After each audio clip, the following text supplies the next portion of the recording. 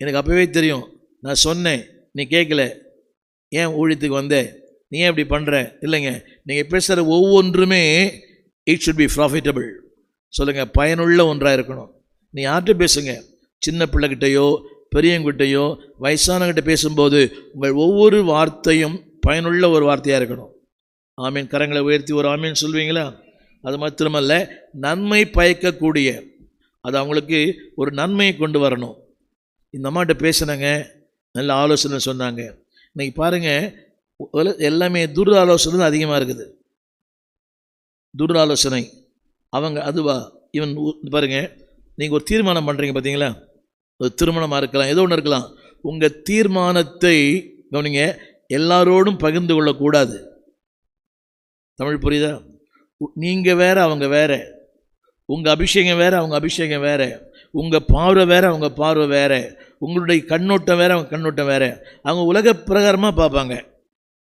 புரிய நினைக்கிறேன்ல? பொண்ணுக்கு வீடு இருக்குதா, பையனுக்கு வீடு இருக்குதா, அவங்களுக்கு அதுதான் முக்கியம். அவங்க பேசுறது எல்லாமே உலக பிரகாரமாக. ஆனால் நீங்கள் எதை பாருங்கள்? பக்தியை பாருங்கள், பரிசுத்தத்தை பாருங்கள், நீதியை பாருங்கள், வருங்காலத்தை பாருங்கள். அந்த பொண்ணு குடும்பத்துக்கு பிரயோஜனமாக இருக்குமா, சபைக்கு பிரயோஜனமாக இருக்குமா? திரும்ப சொல்லுகிறேன், எனக்கு பிரயோஜனமாக இருந்து தேவனுக்கு பிரயோஜனமாக இல்லாவிட்டால் அது வீணானது. ஆமீன் சொல்லுவீங்களா? எனக்கு பிரயோஜனமாக இருந்து அது கர்த்தருக்கு பிரயோஜனமாக இல்லைன்னா பிரயோஜனம் நடிக்க. நான் இப்படி சொல்லுவேன், நீ எனக்கு பிரயோஜனமாக விட பரவாயில்லை, கர்த்தருக்கு பிரயோஜனமாயிரு. என் பிள்ளைகளுக்கு தான் சொல்லி கொடுத்துருக்கிறேன். புரியுது உங்களுக்கு? நீங்கள் எங்களுக்கு பிரயோஜனமாக இருக்க வேண்டாம், உனக்கு பிரயோஜனமாக இரு. ரெண்டாவது கர்த்தருக்கு நீ பிரயோஜனமாயிரு. அதுவே நீங்கள் செய்கிற பெரிய ஊழியம். அப்படின்னு சொல்ல மாட்டீங்களா? ஏதோ ஆங்கிலத்தில் ப்ராஃபிட்டபிள், நன்மை தரக்கூடிய. அடுத்து ஒன்று சொல்ல விரும்புறது, அவங்ககிட்ட பேசினாலே, இந்த மூட பேசினாலே இருக்க நம்பிக்கையெல்லாம் போயிடும். நம்பிக்கையும் போயிடும், அபிஷேகமும் போயிடும், நம்முடைய வாசனையும் போயிடும். புரியுதா? நமக்கு இருக்கிற இந்த அபிஷேகம் போயிடும். என்ன தனி பாட்டு பாடுற, எல்லாம் தான் நல்லா தான் இருக்குது, ஏன் இப்படி இருக்கிற, ஏன் அப்படி இருக்கிற?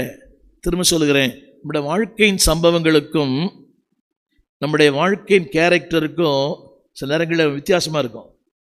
திரும்ப சொல்கிறேன், நம்முடைய கேரக்டர் ரொம்ப நல்ல கேரக்டர், பக்தி, நீதி, பரிசுத்தம் எல்லாம் ரொம்ப நல்லா இருக்கும்.